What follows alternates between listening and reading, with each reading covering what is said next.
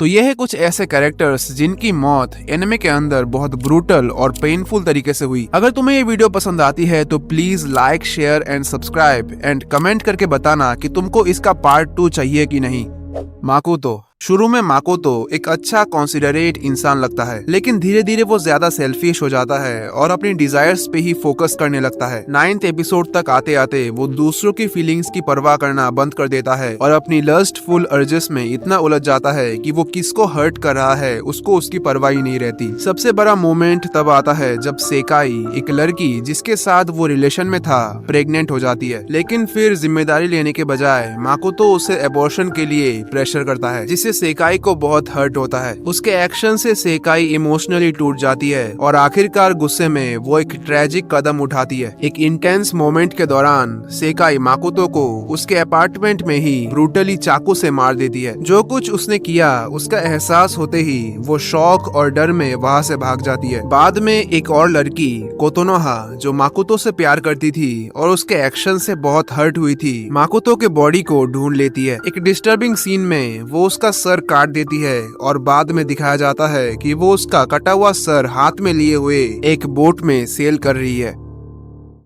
नेनेमोते और नोनोमोते, ये दोनों ब्लड सी एनिमे के मेजर एंटागोनिस्ट थे। उनका एक सीक्रेट डील था कानाको के साथ, लेकिन धीरे धीरे उन्हें समझ आने लगा कि उनकी प्लानिंग फेल हो रही है। उन्हें डर लगने लगा कि अगर फुमितो नानाहारा को उनकी बिट्रेयल का पता चल गया तो उन्हें अपना प्रॉमिस्ड रिवॉर्ड कभी नहीं मिलेगा। इस वजह से दोनों ट्विंस डर और गुस्से से भर गए। तभी फुमितो उनके सामने आता है और बताता है कि उसे उनकी बिट्रेयल के बारे में सब कुछ पहले से ही पता है। नेने ने अपने आप को बचाने के लिए तुरंत माफी मांगी और पूरा ब्लेम कानाको पे डाल दिया। उसे लगा कि उनका ट्रिक काम कर गया है। साया की सरागी, जो उनकी सपोज्डली दोस्त थी, जैसे ही अपनी मेमोरीज रिकवर करने लगी, ट्विंस ने सोचा कि अब वो सेफली प्रोजेक्ट से निकल सकते हैं। फुमितो ने भी ऐसा दिखाया कि जैसे वो मान गया हो, लेकिन असल में इसका मतलब सिर्फ इतना था कि they are free to die. उसने खुद बताया जब पहले उनकी डेथ फेक करी गई थी, तभी उसने उनके प्रोटेक्टिव तालिस्मान्स को फेक से रिप्लेस कर दिया था। थोड़ी देर बाद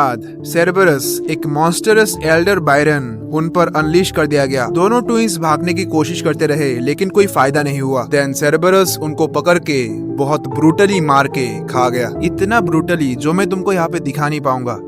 डियाब्लो। एपिसोड 38 में गिरोनो और डियाब्लो के बीच फाइनल बैटल में डियाब्लो सोच रहा था कि उसके पास अपर हैंड है, लेकिन गिरोनो का स्टैंड गोल्ड एक्सपीरियंस रिक्वियम ज्यादा स्ट्रॉन्ग था और डियाब्लो के पावर्स को नलिफाई कर देता है। गोल्ड एक्सपीरियंस रिक्वियम की वजह से डियाब्लो एक नेवर एंडिंग डेथ साइकिल में फंस गया। इसका मतलब है कि वो हमेशा मरता ही रहेगा। हर बार जब वो मरता, वो एक नए जगह पे उठता और फिर दोबारा मरता और यह साइकिल रिपीट होती रहती है। डियाब्लो के मरने का तरीका हॉरिफाइंग था। पहले वो रिवर में डूब गया, उसके बाद उसे स्टैब करके मारा गया, उसका कार से एक्सीडेंट भी होता है और उसकी ऑटोप्सी भी की गई, मतलब चीर फाड़ किया गया जब वो जिंदा होता है। वो अलग अलग तरीकों से मर रहा था और हर डेथ के साथ वो और ज्यादा पैनिक कर रहा था, ये नहीं जानते हुए कि कब और कैसे उसकी मौत होगी। The last thing we see him is him begging a little child कि वो उससे दूर रहे, डेस्परेटली अपने एंडलेस फेथ से बचने के लिए।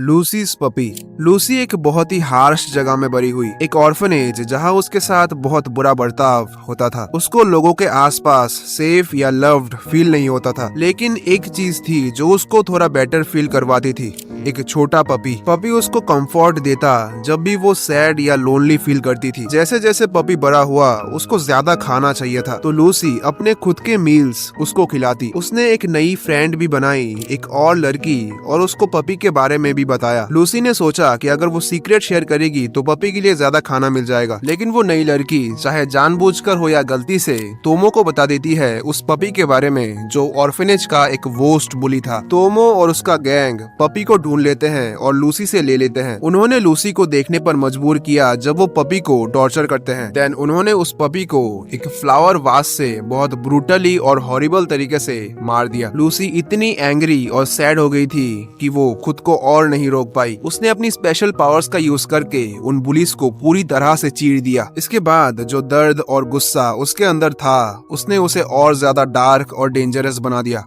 नोरियाकी काकियोन वो एक काइंड और ब्रेव टीनेजर था जो जोतारो और उसके दोस्तों के साथ एक लंबी और डेंजरस ट्रिप पर इजिप्ट गया। उनका मिशन था एक पावरफुल और इविल आदमी डियो को रोकना। नोरियाकी एक स्टैंड यूजर था और टीम का एक ग्रेट फ्रेंड था, बट सैडली नोरियाकी जर्नी के एंड तक जिंदा नहीं रहता। फाइनल फाइट के दौरान नोरियाकी ने डियो का सामना किया। डियो के पास एक स्टैंड था जिसका नाम था दी वर्ल्ड, जिसमें एक स्कैरी पावर थी। डियो टाइम को स्टॉप कर सकता था और नोरियाकी को ये बात पहले पता नहीं थी। जब वो फाइट कर रहे थे, डियो ने अपना स्टैंड यूज करके टाइम स्टॉप किया और चुपके से नोरियाकी के पास आ गया बिना उसे पता चले। फिर एक पावरफुल अटैक से डियो के स्टैंड ने नोरियाकी के बॉडी के बीच एक ह्यूज होल कर दिया। अटैक इतना स्ट्रॉन्ग था कि नोरियाकी एक बड़े वाटर टावर तक उड़ गया। वो बहुत ही पेनफुल स्टेट में था और उसने बहुत ही ज्यादा ब्लड लूज कर दिया। चाहे वो स्ट्रॉन्ग और ब्रेव था, लेकिन उसकी इंजरीज बहुत ज्यादा थी। देन नोरियाकी बिल्कुल अकेला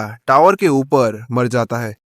चेल्सिया नाइट रेड और जैगर्स के फाइट के टाइम चेल्सिया एक प्लान बनाती है। वो अपनी पावर का यूज करके एक छोटी लड़की बन जाती है और चुपके से एरिया में घुस जाती है। वहाँ उसे बॉल्स दिखता है जो अपने वेपन के एक्सप्लोड होने के बाद बैडली इंजर्ड होता है। चेल्सिया उसे थोड़ी देर बात करती है, फिर अपना असली रूप दिखाती है। वो प्रिटेंड करती है कि वो उस गाँव की एक बच्ची है जिसे बॉल्स ने कभी जला दिया था और फिर उसे पीछे से स्टैप करके जल्दी मार देती है। उसके बाद चेल्सिया बॉल्स का रूप ले लेती है अपनी तेगु एक स्पेशल वेपन का यूज करके और अपनी अगली टारगेट कोरोमे के पास जाती है। बॉल्स बने हुए वो कोरोमे के सामने जाती है। कोरोमे बॉल्स को जिंदा देख खुश हो जाती है और कुछ भी डाउट नहीं करती। चेल्सिया उस मोमेंट का फायदा उठाती है और कोरोमे के गले पे एक शार्प निडल से हिट करती है। चेल्सिया सोचती है कि कोरोमे मर गई है और वो अपने टीम के पास लौटने के लिए भाग जाती है, लेकिन कोरोमे अभी भी जिंदा होती है और फिर से उठ जाती है। चेल्सिया बचने के लिए स्मोक स्क्रीन बनाती है और दोबारा ट्रांसफॉर्म करना स्टार्ट करती है, लेकिन तभी नटालिया आ जाता है। वो उसके ज्यादातर फिंगर्स काट देता है और डोया उसके स्पेशल वेपन पे शूट करके उसे तोड़ देता है। बुरी तरह इंजर्ड होने के बावजूद और तेगु यूज न कर पाने के बावजूद चेल्सिया भागती रहती है। वो एक फ्लावर्स के फील्ड में पहुंचती है, लेकिन नटालिया उसे पकड़ लेता है। वो उसका हाथ काट देता है और डोया उसके बैक में शूट करता है। चेल्सिया फ्लावर्स में गिर जाती है और समझ जाती है कि अब उसका टाइम खत्म हो गया है। वो रोना स्टार्ट करती है, रियलाइज करती है कि अब वो बच नहीं सकती। नटालिया फिर उसका सर काट देता है और उसे मार देता है। तात्सुमी और उसके दोस्त स्काउटिंग के टाइम उसका सर पाते हैं।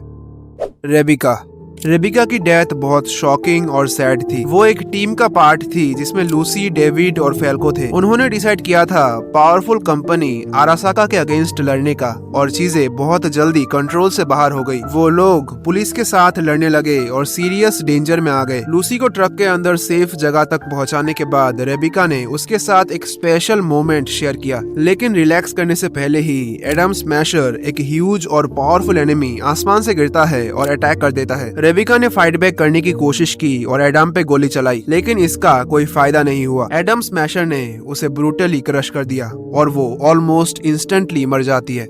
आई होप तुमको ये वीडियो पसंद आई होगी। मैंने ये वीडियो छोटा इसलिए बनाया क्योंकि मेरे एग्जाम्स चल रहे हैं। मेरा प्लान तो था ये वीडियो थोड़ा और बड़ा बनाने का, क्योंकि मेरे पास और भी कई सारे कैरेक्टर्स के नाम थे, पर मुझे एग्जाम्स में ज्यादा फोकस करना पड़ रहा है। खैर, अगर तुमको इसका पार्ट 2 चाहिए तो मुझे कमेंट करके जरूर बताना। मिलते हैं तुम सबसे नेक्स्ट वीडियो में, तब तक के लिए गुड बाय एंड